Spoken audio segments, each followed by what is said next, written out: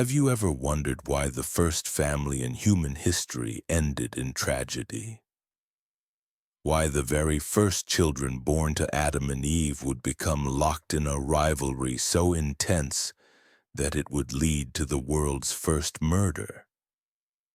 This isn't just an ancient story tucked away in dusty religious texts. This is the blueprint for every family feud, every sibling rivalry, every moment when jealousy transforms love into something unrecognizable and deadly. The story of Cain and Abel reveals something chilling about human nature, something that echoes through every generation right down to our modern world. Two brothers raised by the same parents, breathing the same air, yet walking paths so different that one would end in worship and the other in bloodshed. But here's what most people miss when they hear this story. This wasn't just about an offering gone wrong or divine favoritism. This was about the human heart's first encounter with rejection, and what happens when pride meets pain in the darkness of our souls. What if I told you that buried within this ancient narrative lies the answer to why families tear apart, why siblings become enemies, and why good people sometimes do unthinkable things? The psychological patterns revealed in this story are so profound that therapists and counselors still see them playing out in families today. From corporate boardrooms where brothers battle over inheritance to kitchen tables where parents watch their children's love turn cold, the spirit of Cain and Abel lives on. But there's something even deeper here. Something that will shake you to your core. The Bible doesn't just tell us what happened between these two brothers. It reveals the spiritual forces at work behind human jealousy and rage. It shows us how quickly the human heart can shift from worship to murder, from love to hate, from blessing to curse. And most importantly, it exposes the moment when humanity first learned that our choices have consequences that echo through generations. Drop a 777 in the comments if you're ready to uncover the hidden psychology behind history's first murder. And let's dive into this story that holds the key to understanding the darkness that lurks in every human heart. Trust me, by the end of this journey, you'll never look at family dynamics the same way again. The world was still young when this story began. Imagine a time when the earth itself seemed to pulse with divine energy, when the memory of Eden still lingered in the morning mist. Adam and Eve, the first humans to draw breath, had been expelled from paradise, but they carried within them something precious. The ability to create life, to bring forth children who would inherit both their glory and their brokenness. In this pristine world, untouched by cities or nations, their first two sons entered the stage of human history.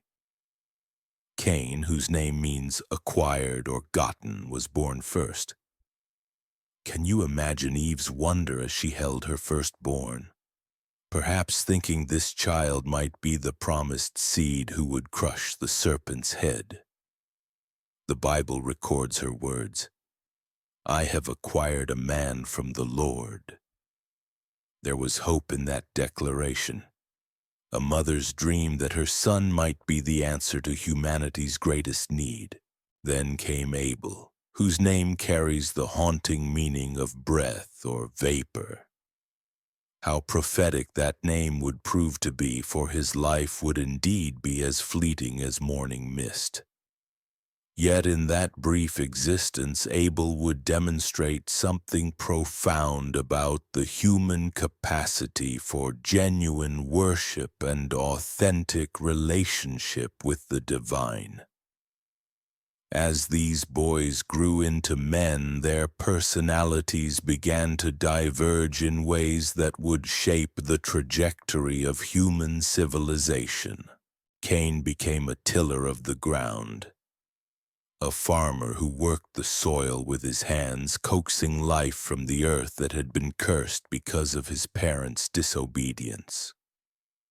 There's something poetic about this choice, isn't there? The son of the man who brought the curse of thorns and thistles chose to wrestle daily with that very curse, to make the reluctant earth yield its fruit through sweat and determination. Abel, on the other hand, became a keeper of sheep, a shepherd who watched over flocks under the vast expanse of heaven.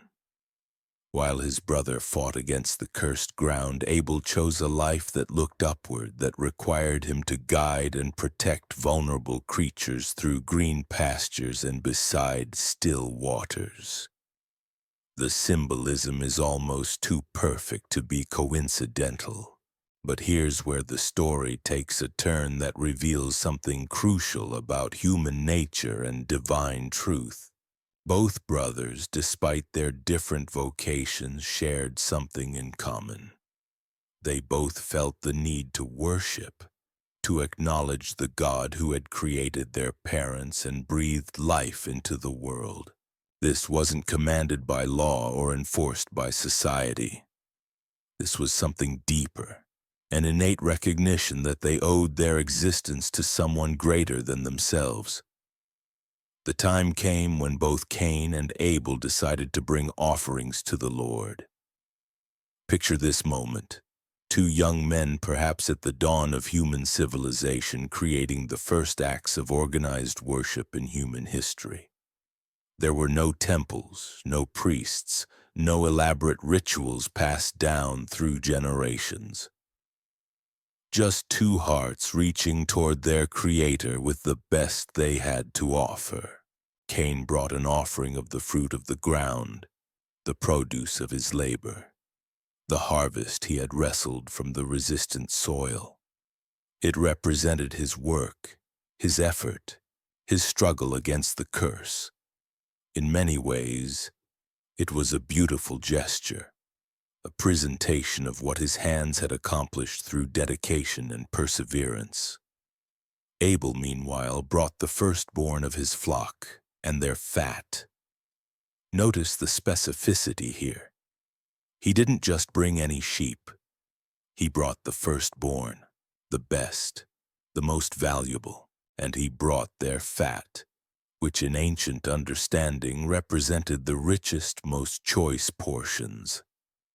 Abel's offering wasn't just generous, it was sacrificial. What happened next would forever change the course of human history. The Lord looked with favor on Abel and his offering, but on Cain and his offering he did not look with favor. Let that sink in for a moment.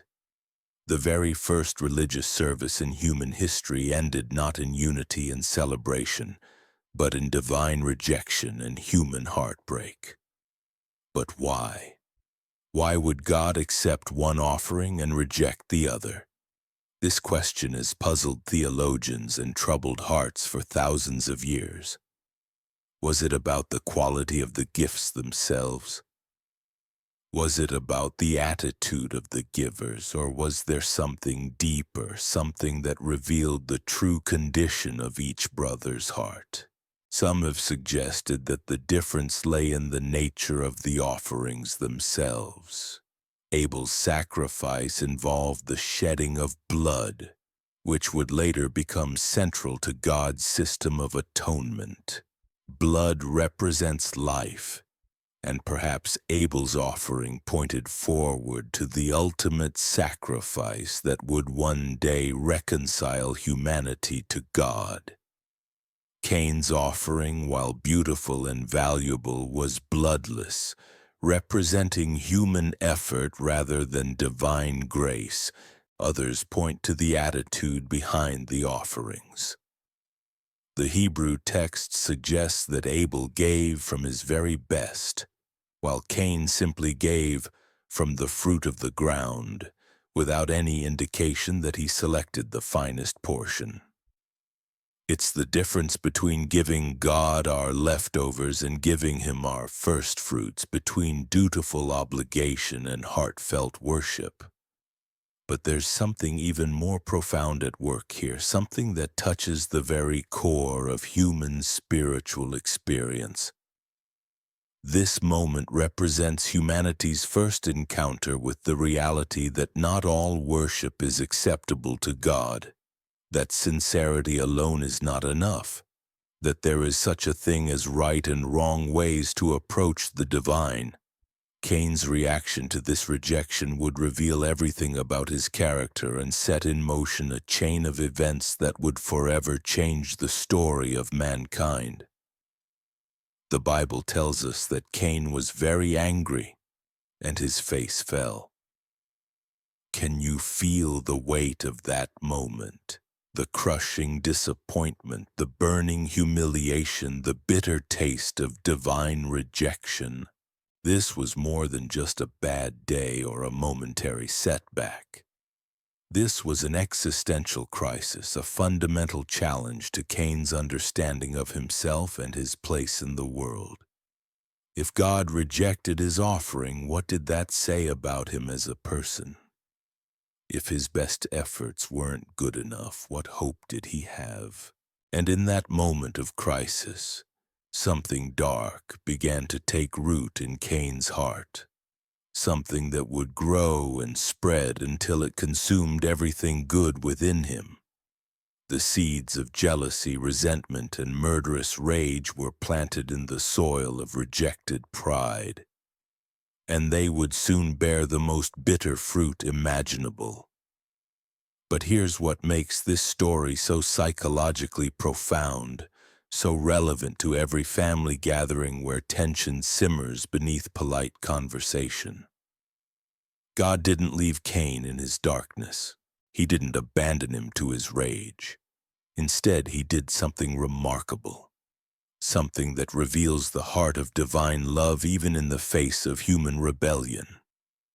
The Lord came to Cain with a question and a warning that would echo through the ages. "Why are you angry?" God asked. "Why is your face downcast?" But this wasn't the question of someone who didn't understand. This was the question of a loving father trying to reach a son who was spiraling toward destruction. Then came the warning that should have changed everything. If you do what is right, will you not be accepted? But if you do not do what is right, sin is crouching at your door. It desires to have you, but you must rule over it. Picture that image for a moment. Sin, personified as a wild beast, crouching like a predator outside Cain's heart, waiting for the moment to pounce and devour everything good within him. This wasn't just ancient poetry. This was a psychological truth so profound that modern counselors and therapists still see it playing out in their offices every day. The moment we allow rejection to turn into resentment, the moment we let disappointment ferment into bitterness, we open the door to forces within us that can destroy everything we hold dear. God offered Cain a choice, a moment of divine intervention that could have rewritten the entire story of humanity. He could have chosen humility over pride, repentance over resentment, worship over warfare. But the human heart, when wounded, often makes choices that defy all reason and wisdom. Instead of heeding the warning, Cain chose to feed the beast that was crouching at his door. And that beast was hungry for more than just his own soul. It wanted his brother's blood. What happened next reveals something chilling about how evil operates in the human heart. Cain didn't strike Abel down in a moment of blind rage. He didn't act on impulse or in the heat of passion. Instead, he planned. He calculated.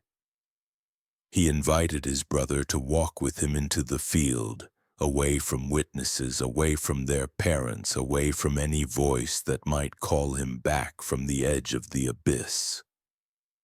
"Let us go out to the field," Cain said to Abel. How many times have we seen this pattern repeated throughout history? The invitation that seems innocent, the moment when evil disguises itself as friendship, the trap laid with words of false kinship.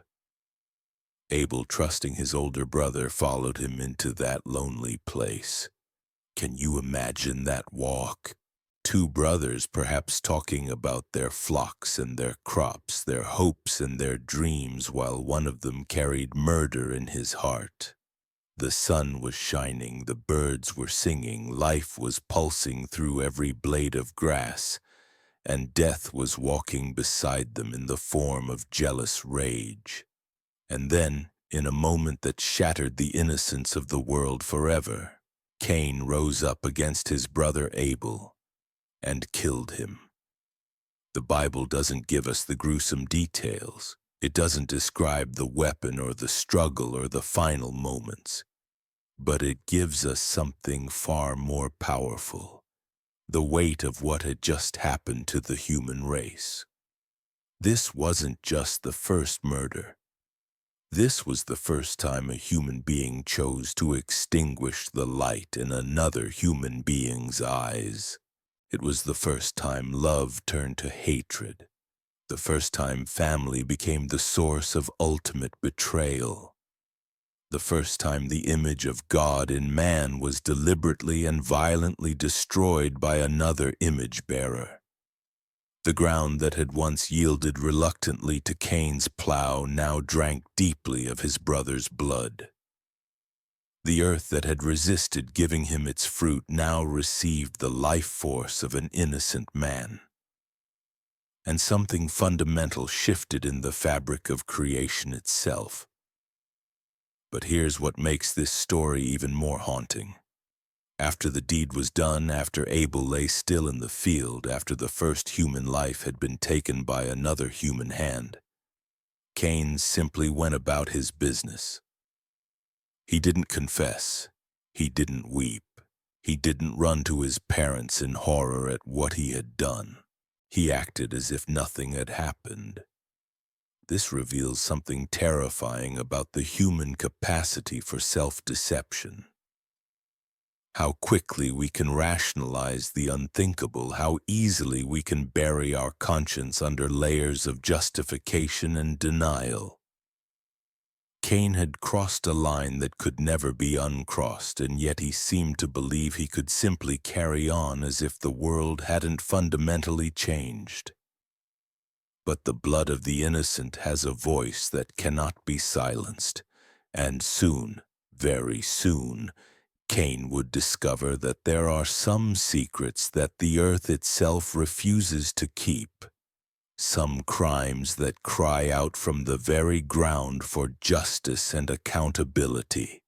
The reckoning was coming, and with it, a conversation that would define the relationship between divine justice and human responsibility for the rest of time. So here we stand, thousands of years later, still wrestling with the same forces that destroyed the world's first family. The story of Cain and Abel isn't just ancient history locked away in dusty scrolls. It's the mirror that reflects every broken relationship, every moment when jealousy poisons love, every choice we make between humility and pride. You see it in boardrooms where siblings tear apart family businesses. You witness it at holiday dinners where old wounds resurface with bitter words. You feel it in your own heart when someone else gets the recognition, the promotion, the love that you desperately wanted for yourself. The beast is still crouching at our doors, waiting for us to feed it with our resentment. But here's the profound truth that emerges from this tragedy. We have the same choice Cain had. We can rule over sin, or we can let it rule over us. We can choose the path of Abel, offering our best with genuine hearts, or we can follow Cain into the field of jealousy and rage. The blood of Abel still speaks, but now it speaks of redemption rather than just condemnation. It points us toward a greater sacrifice, one that would silence the cry for vengeance with the whisper of forgiveness. What choice will you make when rejection comes knocking? When disappointment threatens to turn into bitterness? When the beast starts crouching at your door? If this story opened your eyes to the spiritual battle happening in every human heart, share it with someone who needs to hear this truth. Subscribe for more ancient stories that reveal modern truths. And remember, you have the power to rule over the darkness, but only if you choose to walk in the light.